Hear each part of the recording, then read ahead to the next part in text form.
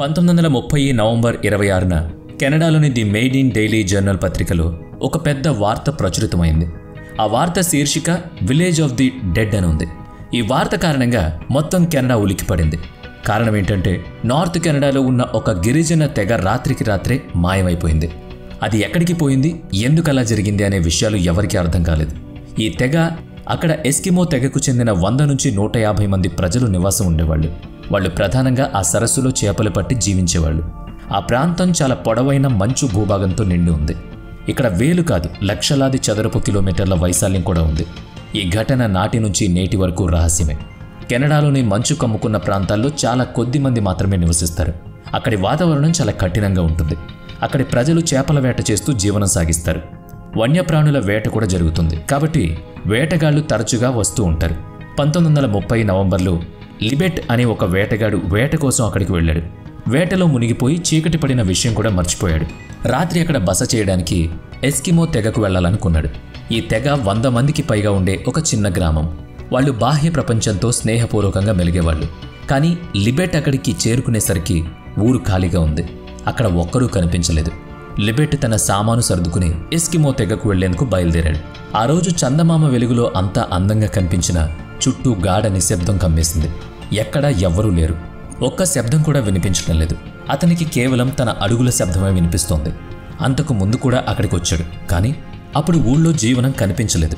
మృత్యువాత పడిన జంతువుల యొక్క గొంతు కోసిన శబ్దాలు మాత్రమే ఆ నిశ్శబ్దాన్ని ఛేదించాయి.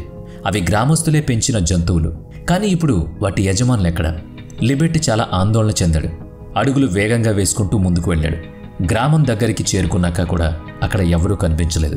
అంతటా శూన్యత, భయానక నిశ్శబ్దం. అతనికి అనుమానం వచ్చింది. ఊరు ప్రజలు నిద్రపోతున్నారా, లేక ఎక్కడికైనా వెళ్ళిపోయారా, లేక ఇంకేదైనా కారణమా? దీంతో అతను ఇంకా దగ్గరికెళ్ళి చూడాలనుకున్నారు. కానీ అక్కడ అతను చూసినవన్నీ ఊహించని విధంగా భయంకరంగా ఉన్నాయి.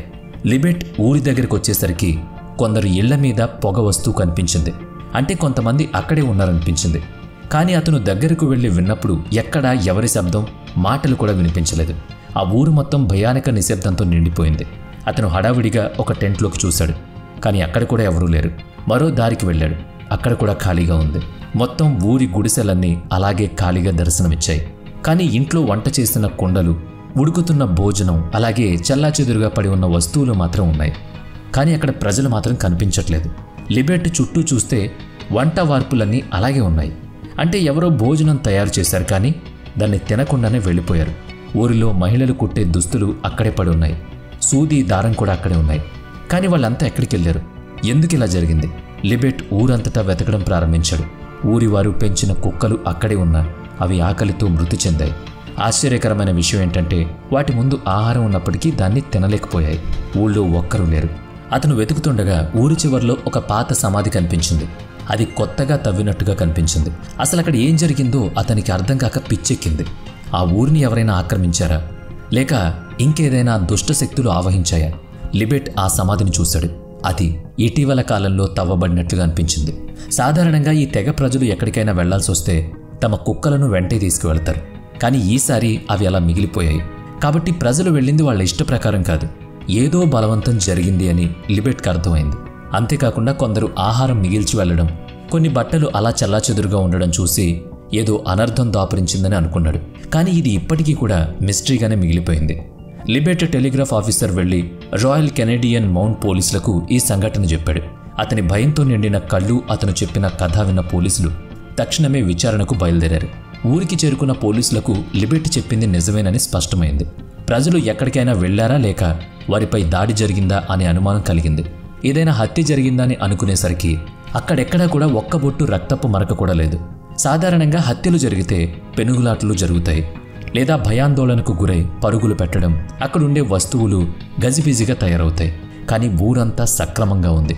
ఎవరో అక్కడ అప్పటి వరకు నివసించినట్టు. దీంతో పోలీసులు ప్రత్యేకంగా సర్చ్ ఆపరేషన్ ప్రారంభించారు. ఊరంతా మంచుతో కప్పబడినట్లు కనిపించిన మంచు కింద ఒక అద్భుతమైన విషయం దొరికింది. అది అంతకు ముందు లిబెట్ గమనించిన విషయం. పోలీసులు గ్రామాన్ని పూర్తిగా పరిశీలించారు. కానీ అక్కడ ఎవరి అడుగుల ఆనవాళ్లు కూడా లేవు. ఒక లిబెట్ అడుగుల ముద్రలు మాత్రమే మంచు మీద ఉండడం ఇంకా అర్థం కాకుండా చేసింది. అంటే ఊరివారు ఎక్కడికైనా వెళ్ళిపోయారా, లేదా వాళ్ళు మాయమైపోయారా? ఇదంతా ఎలా జరిగింది? ఇలా అనుకునేలోపు పక్కనే ఉన్న సరస్సు పూర్తిగా మంచుతో కప్పబడి ఉంది. బోట్లు కూడా అలాగే నిలబడిపోయి ఫ్రీజ్ అయిపోయాయి. అంటే వారు ఈ మధ్యకాలంలో వాటిని వాడలేదని స్పష్టమైంది. మరి వాళ్ళు ఎక్కడ? వీటన్నిటి మధ్య కొన్ని అనుమానాలు వచ్చాయి. ఎవరైనా వారిని హత్య చేసి సరస్సులో పడేశారా? కానీ సరస్సుపై మంచు చెదిరిన ఆనవాళ్లు కూడా లేవు కనుక ఆ ఆలోచన కూడా కుదరలేదు. పోలీసుల విచారణలో ఒక ఆశ్చర్యకరమైన విషయం బయటపడింది. ఈ గ్రామంలోని ప్రజలు ఇక్కడికి వచ్చిన 6 రోజుల ముందే ఏదో పెద్ద ప్రమాదానికి గురయ్యారు. కానీ అసలు ఏమైందో ఎవ్వరికీ తెలియదు. పోలీసులు గ్రామాన్ని పూర్తిగా పరిశీలించి ఎవరి అడుగుజాడలనే దొరుకుతాయేమో చూశారు. కానీ ఫలితం శూన్యం. సాధారణంగా ఈ ప్రాంత ప్రజలు చేపలు పట్టడానికి సరస్సుకు వెళతారు. కానీ సరస్సు పూర్తిగా మంచుతో కప్పబడి ఉంది. బోట్లు కూడా కదిలిన జాడలేదు. అంటే వాళ్ళు ఈ మధ్యకాలంలో చేపలు పట్టడానికి వెళ్ళలేదని స్పష్టమైంది. మరి వాళ్ళు ఎక్కడికి వెళ్ళినట్టు? దీంతో చాలా అనుమానాలు రేకెత్తాయి. ఎవరైనా వారిని హత్య చేసి సరస్సులో పడేశారా? కానీ దాంట్లో పడేసినా కూడా సరస్సు చుట్టూ ఏదైనా చిన్న ఆనవాలైనా దొరకాలి కదా. అవి కూడా లేవు. ఎక్కడివక్కడ బిగుసుకుపోయాయి. మరి వీళ్ళు గాల్లోనే మాయమయ్యారా? లేదంటే ఏలియన్స్ ఎవరైనా వీళ్ళని ఎత్తుకుపోయారా? కొంతమంది పరిశోధకులు ఈ సంఘటనను వివిధ కోణాల్లో విశ్లేషించేందుకు ప్రయత్నించారు. కొందరు ఈ సంఘటనను భూమి మీదకు వచ్చిన ఏలియన్స్తో కలిపి అర్థం చేసుకున్నారు. వారి కథల్లో ఆ ప్రాంతంలో వేటగాళ్లతో మాట్లాడినప్పుడు వాళ్ళు ఒక ఆసక్తికరమైన విషయం వెల్లడించారు. వాళ్ళు తరచుగా ఆ సరస్సు పైన వింత వస్తువులు గాల్లో ఎగురుతూ చూశామని చెప్పారు. వాటి ఆకారం సాధారణ విమానాల్లాగా కాకుండా చాలా విభిన్నంగా ఉందన్నారు. ఈ వస్తువులు ఎప్పుడూ ఎస్కిమో తెగ నివసించే గ్రామం వైపే వెళ్ళేవి. ఈ కథలను ఆధారంగా కొంతమంది ఈ ఊరి ప్రజలను ఏలియన్లు తీసుకుపోయారనే తర్కాన్ని అర్థం చేసుకున్నారు. అంటే ఆ రాత్రి ఏలియన్లు వచ్చి ఊరిలో ఉన్న అందరినీ తీసుకుపోయారని నమ్మడం మొదలుపెట్టారు.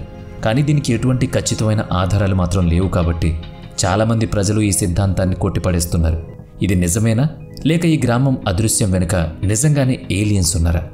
ఏదేమైనా ఇప్పటి వరకు చరిత్రకు అందని ఒక వింత కథ ఇది. మరి ఈ వీడియో మీకు ఎలా అనిపించింది? వీడియో నచ్చితే లైక్ చేయండి, షేర్ చేయండి. ఇప్పటి వరకు మన ఛానల్ని సబ్స్క్రైబ్ చేసుకోకపోతే ఇప్పుడే సబ్స్క్రైబ్ చేసుకుని పక్కనే ఉన్న బెల్ ఐకాన్పై క్లిక్ చేయండి. నెక్స్ట్ వీడియోలో మళ్ళీ కలుద్దాం. Thanks for watching.